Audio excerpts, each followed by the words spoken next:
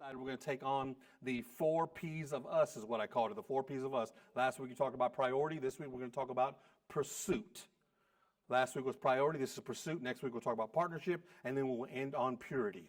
So last week we said, become the person you are looking for is looking for. Remember? We said, we want you to become the person you are looking for is looking for. We also said, marriage won't fix you. It won't fill you. It will only reveal the real you. And that's how true is that right there? You don't realize how dirty you are until your wife is saying, hey, you're dirty, right? You didn't realize that. You're like, man, this is the way I've been hanging out I was like this my whole life. What do you mean? It's not the way. No, that's not how you do it. Is that how you've been brushing your teeth like this your whole life? You've been doing it wrong, right? Come on, right? Marriage won't fix you. It won't fill you. It will only reveal the real you. Then we also said, we were not created to be the answer for our spouse's troubles. We were created to be partners to our spouses in their troubles. Come on, that's good. I hope y'all tweeted that. That's good right there. We said that 50% of marriages don't make it. And of those 50% that do make it, are actually 50% of that are miserable. They made it, but they're miserable. You ever see couples like that? I know you've seen those two couples where you're like, oh, look at that. I want to be that when they're 85, and you see them. But then you see couples and you're like, man, are y'all even married? Right? And they've been together forever. You're like, man, are you sure they're married? Right? You know somebody? Yeah. Because they're miserable. If I told you that you had a 50% chance of walking out of here and getting attacked by a bear, would you just walk out like you didn't care? No. We would take precaution on what we're doing.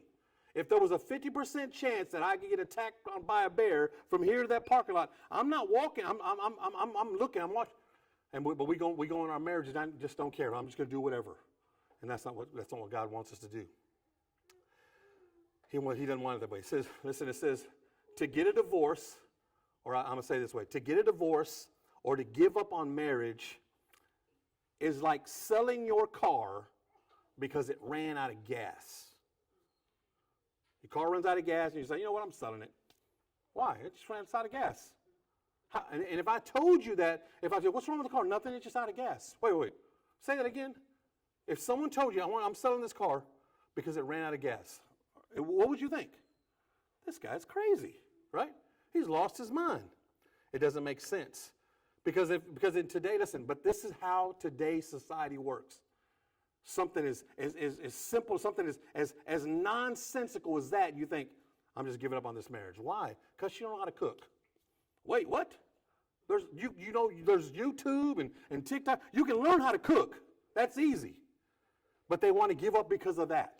And we lose it. Listen, if your car is empty, what do? What? Say it again. Fill it up. Exactly. And that same principle applies for us. If you're single, we want to push ourselves to become better versions of ourselves. If you're engaged, prepare yourself for when you do get married. If you're already married, let's plan better habits for ourselves to stay married. Amen? So we're talking about pursuit. I titled this message here, In Hot Pursuit. In Hot Pursuit. By nature, listen, we pursue what we don't have until we get it. This is who we are. By nature, this is what we do. When we want something, we pursue it until we get it. Once we get it, we stop pursuing it. You notice that?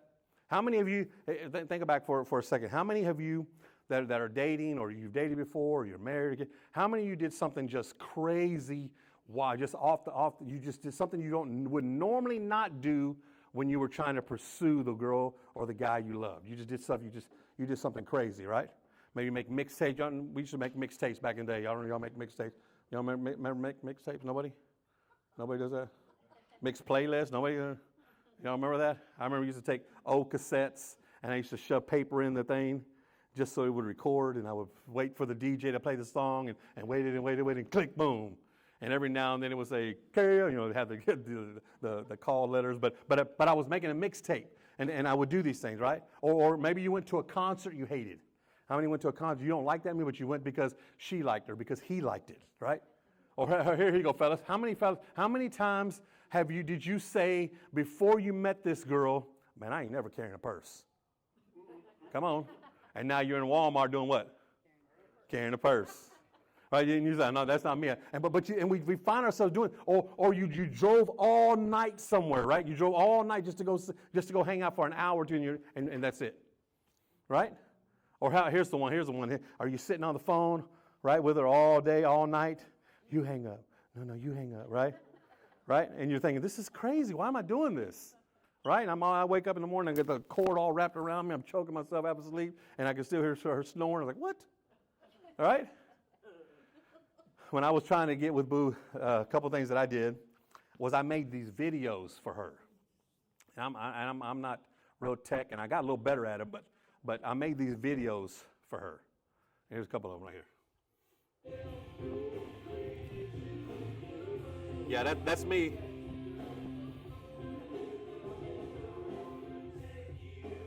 And I would post these videos just so she could see. And she thought, yeah, all three of those are me, by the way. That's.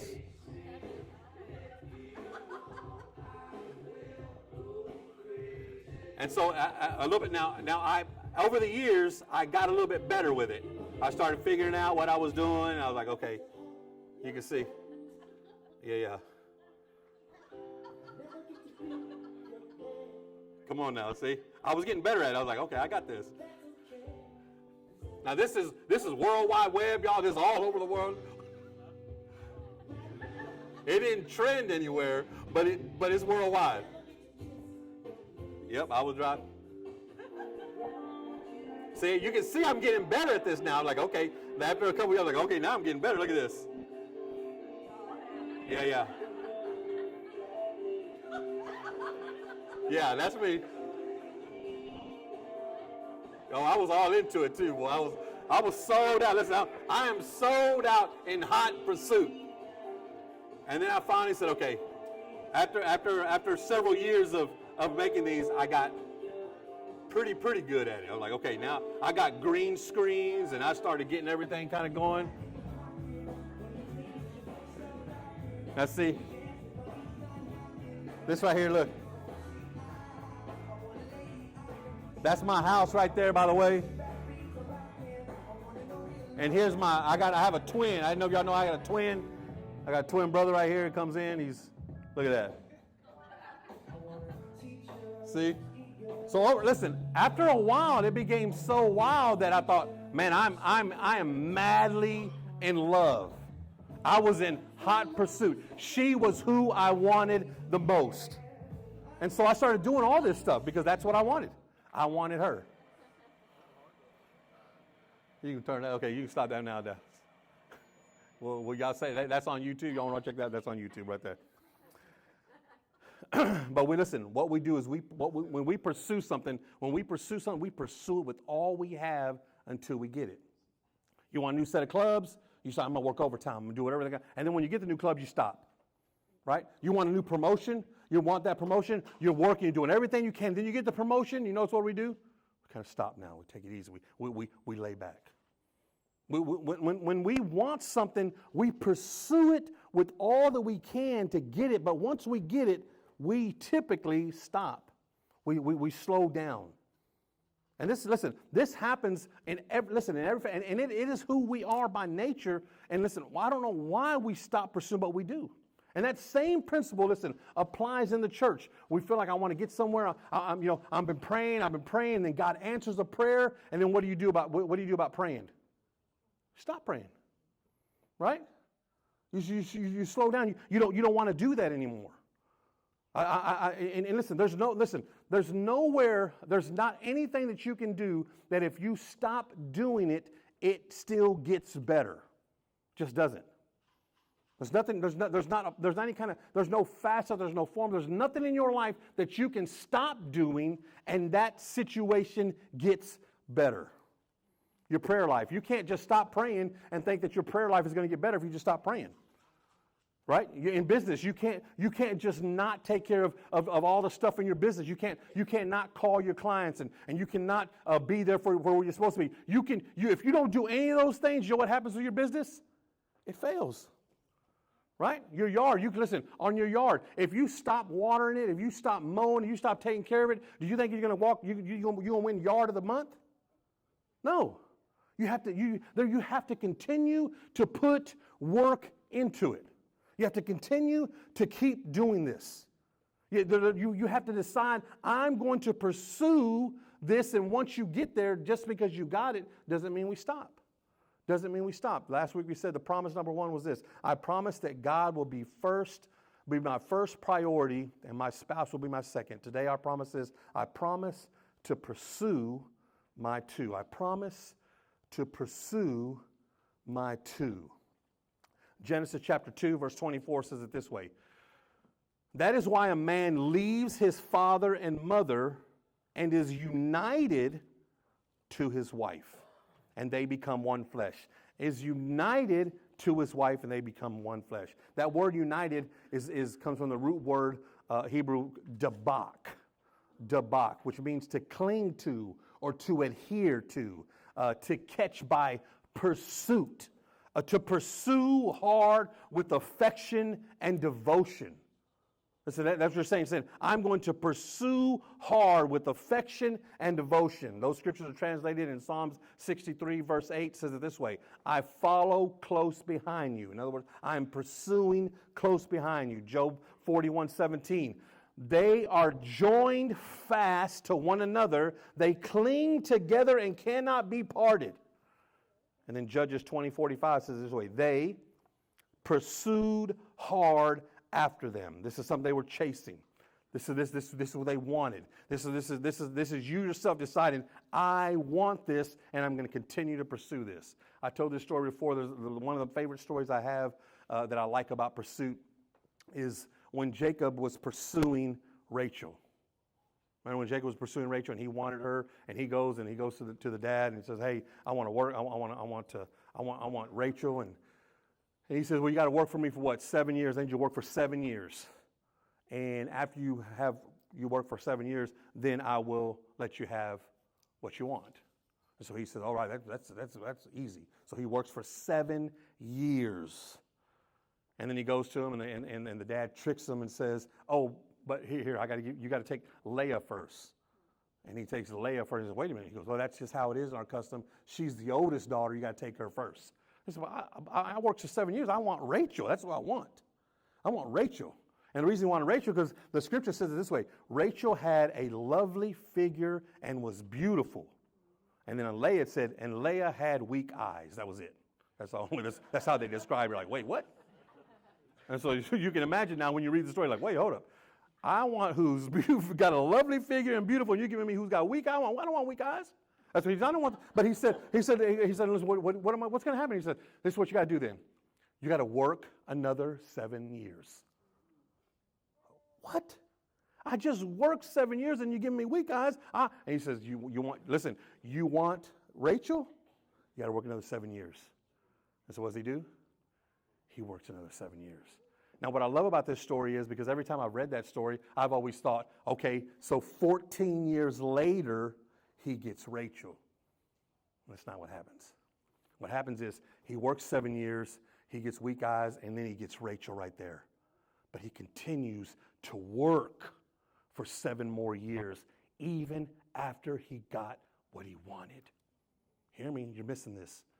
He continued to work even after he got what he wanted. She was already his, and he still worked 7 years, continuing to do what he was asked to do, continue to work even after he got what he was pursuing. And we miss this. This is what we don't do. We instantly forget or lose sight of what got us here. In every situation, I'm not talking just your relationships, I'm talking about when we're seeking after God. When God comes through and he makes a way in your life, and everything that you thought was going to fail, and he somehow moves on your life and makes a way, and then we instantly forget about it. I'm done with praying, I'm done getting up early, and I don't have to fast anymore, and I don't really have to go to that church anymore. And this is what we do. We lose sight when we're in pursuit for something, and once we get it, we lose that. I promise I will always pursue my two. That's what he's saying. What he's saying. Listen, I'm not saying, and let me just say this for those that are single, and if you're dating or you're looking, and you got somebody who is not pursuing you, and they're not actively trying to get you, maybe he's not the one. Maybe she's not the one. I'm just saying that because I think we lose sight of what really we're supposed to be doing. There's a Hebrew word called hesed that means we pursue regardless of their performance. To pursue regardless of their performance. Not because she woke up, or not because she made me dinner today, or she made, she washed all my clothes. That's not, or she failed, she didn't do it. I still pursue her because of who she is, not because of what she does. Listen, I don't pursue her because she cooked my favorite meal, because she put on the jeans that I like, right? Because I pursue her because of who she is. And this is what we miss. Here's what it is. I want us to realize that what we have to do is we have to close the gap. Listen, close the gap between good intentions and actions. Between good intentions and action. Listen, we all have good intentions to do the right thing. I have good intentions to be a good husband. I have good intentions to be a great pastor. I have good intentions to lead you to where Christ has wanted us to go. But my actions, if they don't scream louder than what I'm saying, I'm missing something. Right? I can sit there and say all that. I can tell Boo every day that I love her. But if my actions aren't showing her that I love her, then those words are just words. They don't mean nothing. They just bounce off the walls like, here he goes again. Because they're just words. Because my intentions, while I have good ones, are not lining up with my actions. Most of us have these good intentions. We want this. So the first thing we got to do, listen, in order to close that gap so those two can line up, the first thing we got to do is when you think of something good, say it. Say it. I mean, you think of something good to say. Listen, if you're thinking of something good right now about your spouse or about somebody close to you or a friend why don't we tell them these things? Why do we keep these things to ourselves? Hebrews 3:13 says it this way, but encourage one another daily, as long as it is called today, so that none of you may be hardened by sin's deceitfulness. Encourage one another daily. So if you say, listen, if I'm thinking today, man, my wife looks nice today, I'm going to just keep it to myself. Let me tell her, hey, you look nice today. Let her say those things. Make those words actually come up. Begin to say these things. And fellas, here's what it is. Here, fellas, listen. Pursue her with words of affection. Pursue her with words of affection. If you ain't taking notes, I promise you're going to want to. More. I love you. Thank you. You're amazing. You're gorgeous. I want to marry you all over again if I could. Right? Pursue her with words of affection. Let me say, and let me just help you out a little bit. Pursue her with words, with non-sexual affection. Now the fellas are like, wait, what? Hear me. Listen. Non-sexual affection. I know you don't know what that means, but listen to me. Listen, here it is. Non-sexual. It means there's nothing tied to this. I'm not saying these words because I want something. It's non-sexual affection. And they're all still looking at me like, wait, you're making up words, Pastor. You're making up words. No, non-sexual. Listen, this to me. It's non-sexual. It's telling her you love her just because you love her, right? Because listen, I've said it before. We guys, we can make anything sound crazy, right? She walks in the house. She says, "Babe, the grass is getting kind of high. I think we need to mow that." "Oh, I'll mow your yard," right? Come on, that's what we do. We can turn anything around, right? Babe, the oil light came on in the car. I think we need to go change oil. "Oh yeah, I'll change your oil." Right? Because this is who we are. And I'm telling you, those are not the words we're looking for. What we're looking for is words of affirmation that really mean something. Right? To take her to, listen, take her to a place that's nice just to take her. Buy her flowers just to buy flowers. Give her a card just to give her a card. I've asked you this before. Ladies, if you could get once a year a dozen roses, would you be more excited about that, or would you be more excited about getting one rose 12 random days of the year? It means so much more when you just do it just to do it. And there's nothing tied to this. When you listen, here, this will help you. This will help you. If you don't know how to get the non-sexual affection words out, this will help you. When you say I love you, add the word because. Okay? I love you because, and then finish it out. I love you because you're my wife. I love you because you honor God. I love you because you made breakfast. I love you because who you are. I love you because you're a great mother. I love you because you take care of the kids. I love you because every time I go to get my socks, I have socks. Every time I go to get my jeans, there's clean jeans. Right? I love you because. And you say those things and it works out so much better. Ladies, pursue him with words of affirmation. Affirmation. Listen, I'm telling you, when I'm done ministering, when I'm done sharing, when I'm done preaching, I always find my way where Boo is at and just wait. And I'm waiting for her to say, hey, you was on point today. Great job today.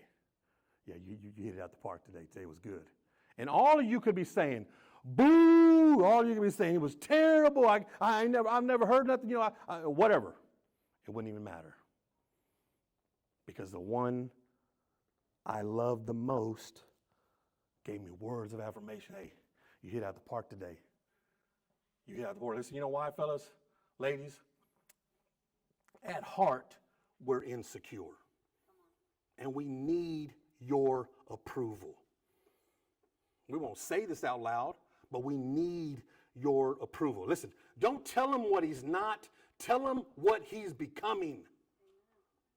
Tell him what he's becoming. When you tell us these good things, we want to grow more into it. But you don't understand, Pastor, you don't even like to go to church. But when he does go to church, tell him, hey, man, you look so fine today in service. Oh, I did? Hold up. Right? I need to go to church a little bit more than I didn't know. Was I really? Yeah, something about the way the lights were hitting you, and it was I'm not sure what it was, but it was something, right? But you understand, he's not spiritual. He listen. He don't talk like you, Pastor Joe. Listen, trust me, Pastor Joe ain't all that. Okay. Be excited that listen, when he says, even if he says a prayer like, rub-a-dub-dub, thanks for this grub. Lean over into his ear. Hey, man, that was a good prayer. You got me all worked up a little bit. You know what he's doing the next time? You know what I'm saying? I mean, all of a sudden he's like, oh, before you turn the TV on, here we go. Lord, thank you for this show. I mean, he's ready to do it. Listen, all of a sudden now he's wanting to pray. You know why? Because the one he loves the most is affirming who he is. And he's becoming who you want him to become. Say words of affirmation. Make him feel that way. Build him up.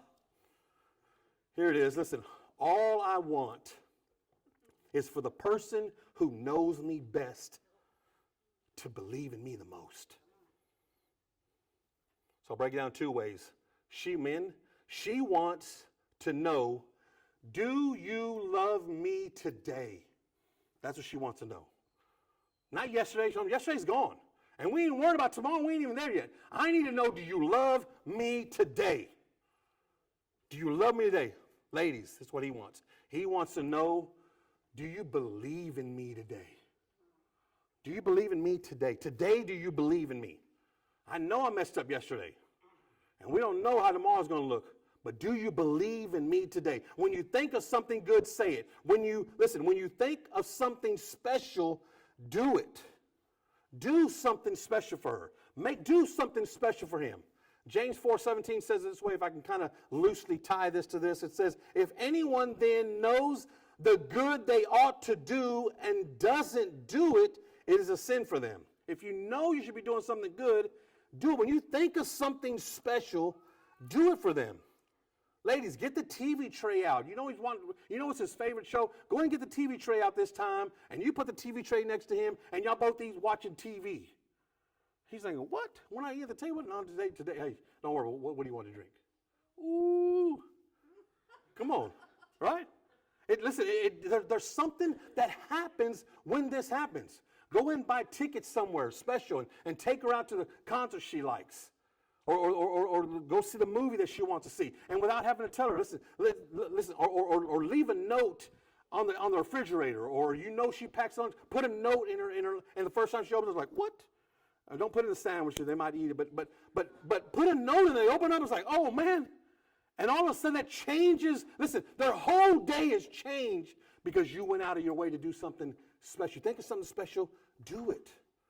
Ladies, if that means you got to sit there and watch one of them little shoot 'em up movies with them, watch shoot 'em up movie. Just watch it. And fellas, if you got to sit there and watch it, and then as soon as it gets all mushy and you can see that she's getting all, go and say it. Just let it all out. And listen, you know what it does? It changes the atmosphere. It changes the relationship. Because you know what's happening now? You're affirming your affection, and it moves you into a different place. It moves you into a different place. Fellas, those little people running all over your house, eating all the food, every now and then, you bathe them. You take them out. You go ahead and grab the dishes. You go and put it, it's easy. Most of us, if not all of us, we got what's called a dishwasher. So put them in the dishwasher. It's just something that simple. I know it sounds wild. I know it sounds crazy. Send her flowers or candy. Listen, and if you're sending flowers and send them candy, make sure you send them when she's going to be in front of other ladies. I promise that's free right there, fellas. Take that's free. I promise it'll help you. Ain't nothing better than that when she gets flowers and then everyone is like, "Ooh, we got you flowers." Come on, you just doubled up right there. Take her car, go fill up the tank, fill her car up with gas. When she jumps back in, her car's full. Make the bed. Whew. Come on, that's a good one right there. Make the bed. Make the bed. Do something. Listen, do something your spouses love to do. He likes golfing, go golfing with him. Right? She likes doing crafts, yes. Pull the paintbrushes out. Do some crafts with her. Do these things. These things, listen, in pursuit of what you got doesn't stop when you get it. It's a continuation. And listen, if we apply this principle in everything that we do, life would get that much easier and better for us. Just because you've read all the book of John and you can quote all the scriptures and you know all the 7 miracles that's just that. There's still Matthew, Mark, and Luke. Right? There's still Acts and Corinthians and Rome. There's so much more, but we stop there. We don't need to stop. We need to continue to pursue. So when you think of something good, say it. When you think of something special, do it. And here's the last one. When you want something different, be it. When you want something different, be it. If only she would, or we say, or if my husband was just a spiritual leader, you do that. Become that. Show them that.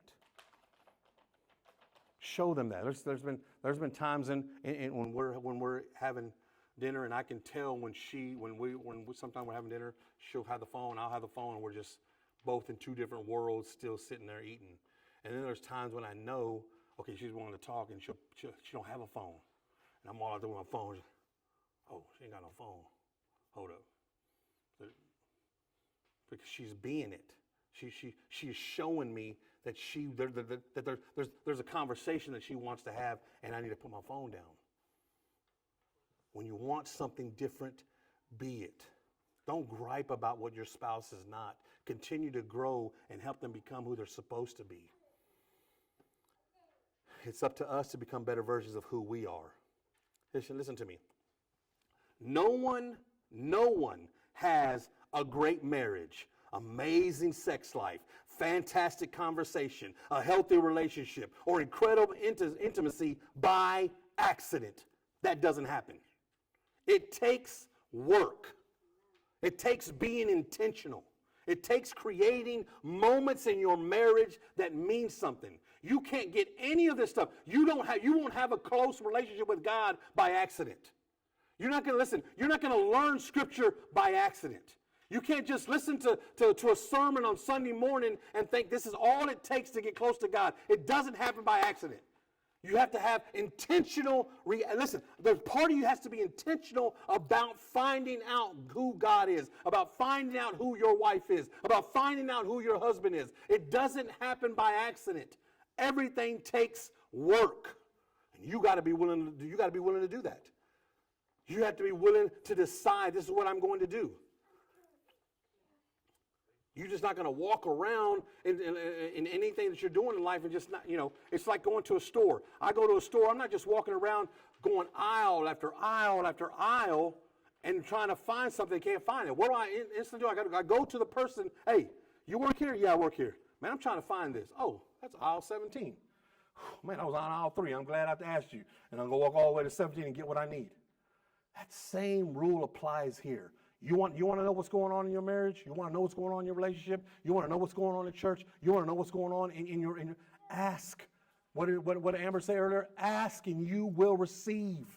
Knock and you will, listen, and it will be opened.